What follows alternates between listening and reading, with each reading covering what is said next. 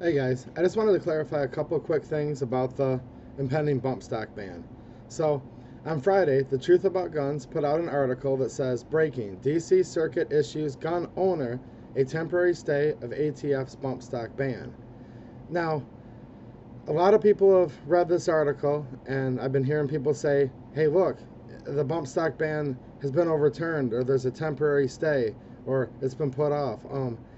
I wish that was true, guys, but unfortunately, that's just not the case. So, here's the deal. On Friday, the DC Circuit Court of Appeals for the District of Columbia Circuit, they decided on a case, and they basically said, look, one of the bump stock plaintiffs was a guy named Damian Geddes.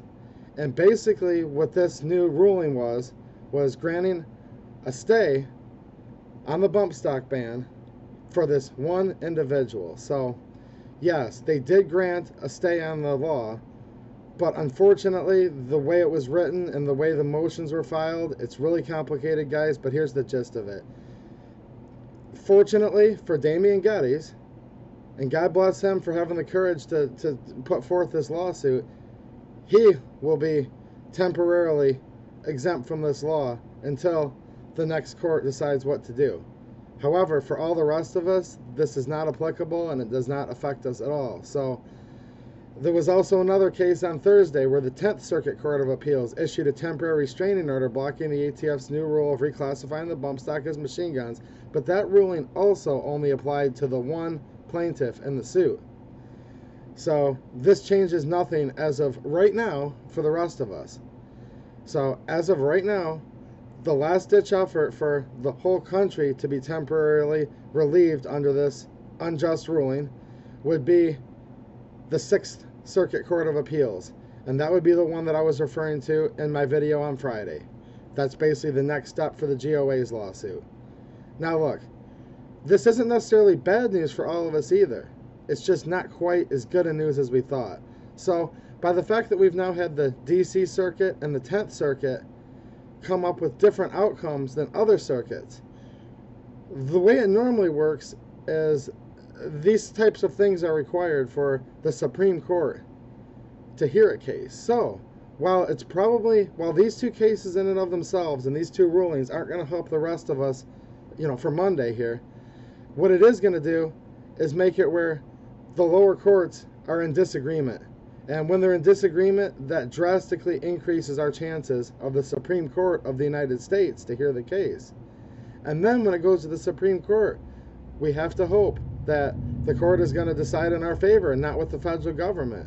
Now, if I just had to opine, guys, here's where we're at with the Supreme Court right now. And this is all just me totally assuming, obviously, but this is my best educated guess.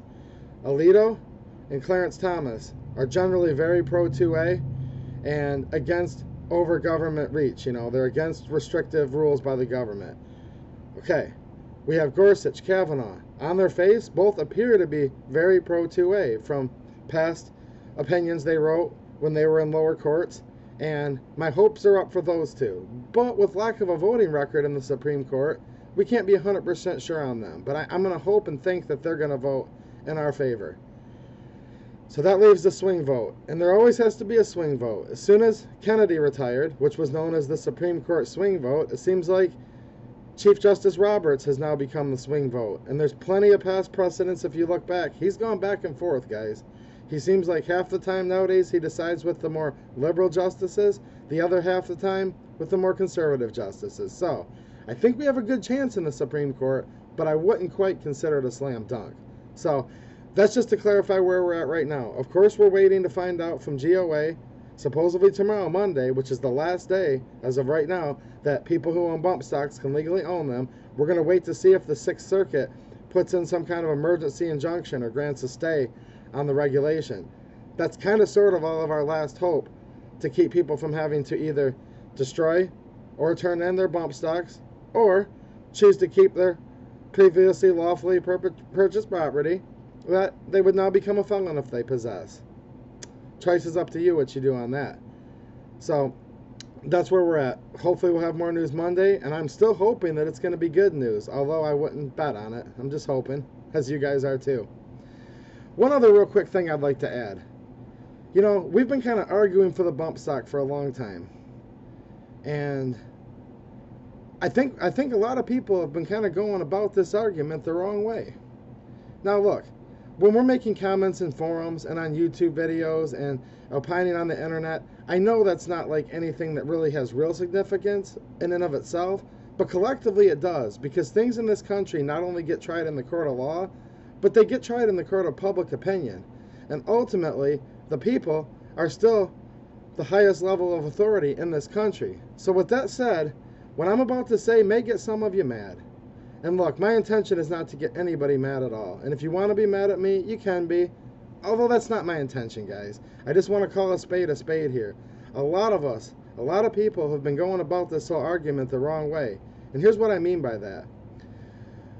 When you say that you don't want the government to ban bump stocks and you don't want them to arbitrarily just change rulings that they've had in the past, which we've gone over this in other videos, how crazy this bump stock ban really is, how in the past 3 different times the Obama administration said they were perfectly fine, couldn't be regulated, weren't a machine gun, couldn't be a machine gun, they were just a part, right?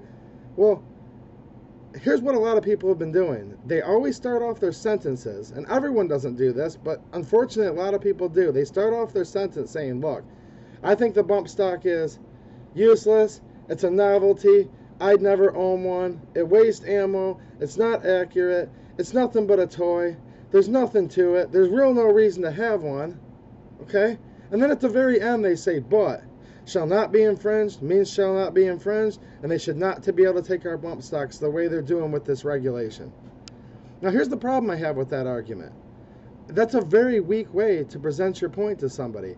When you start off an argument, okay, and your predicating clause is how bad it is, how useless it is, how it doesn't even matter, and then at the end you might make a very valid point, it doesn't matter anymore. Because the way the human brain generally works is first impressions last. So the first impression you're giving people when you make your arguments like you do is that who cares if they take them away? Yeah, at the end you say I don't want them to take them away, but you're starting off your argument very weak. Now look, there's still a chance in the courts that we're not going to lose our bump stocks, but as of right now we're going to. It might be too late for the bump stocks, but the reason I'm addressing this topic is going forward, this bump stock ban is not going to be our first battle, guys. There's going to be many more battles. So here's how I want you guys to start thinking from now on. And think how you want. You guys are all free thinkers, but here's a suggestion.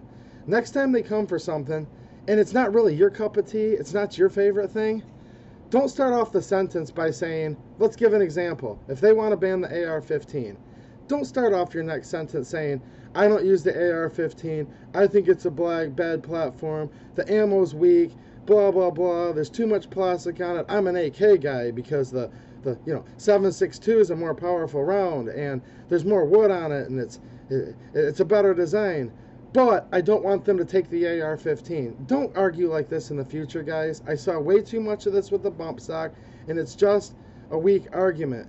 And again, I'm not trying to get anybody mad. Probably some of my favorite viewers have used this argument before, but I'm hoping you guys can sit back and realize, you know, the court of public opinion does matter, and all of our comments, while yours in and of itself may seem very insignificant, when you collect all of our comments together, that's what forms the court of public opinion, which ultimately can be the highest court of the land, and often is. So just think about what I'm saying here, guys. I'm not telling you what to do as much as I really think we should sit back and think. Don't start your argument out next time they want to ban something by first agreeing with all the points the other side makes and then at the end saying, well, I oppose it. I just don't think we've done a good job, guys. And I'll take as much blame as anybody. I'm trying my best, guys, but obviously I haven't done enough to stop the bump stock ban either, because it looks like it may very well be imminent. So there you guys go. I'll leave you with that, and hopefully there's some really good news on Monday. But I'll be waiting for the GOA's briefing they're supposed to give us, the letter they're supposed to be sending to us soon. And by the way, with this whole bump stock ban thing, it's not about the bump stocks, guys. That's why I don't want to give 1 inch on the bump stocks, and why none of us should want to give 1 inch on the bump stocks. And if you don't like the bump stock, keep it to yourself. The reason I'm repeating myself is this. There's so much stuff written into that 120 something page ruling, it's way more than bump stocks. It's going to include things that we could never even imagine before. Maybe under Trump, maybe not. Look at some of these people running for the Democrat Party right now, seeking the Democrat nomination for presidency. If, and I hope they don't, but if one of them wins, how far do you think they're going to interpret this regulation? How far are they going to overreach? Are they going to go after all semi-autos? I'm not the person that made that up. A lot of people think that the wording of this regulation could very easily include all semi-autos. So, remember, I don't think we did a good job in the court of public opinion on the bump stock, and we all need to shape it up pretty quick, because this is just the beginning. This is just a precedence that the federal government can use to set precedents upon precedents of this precedence. And that's exactly what they did to rule on the bump stock, and don't even think they won't do it again. So start thinking, guys. We have to really, really get our act together, and we really have to fend this off, because, hey, here's a cliche, slippery slope, but it's true. All right, guys. Thanks for watching, and have a good one.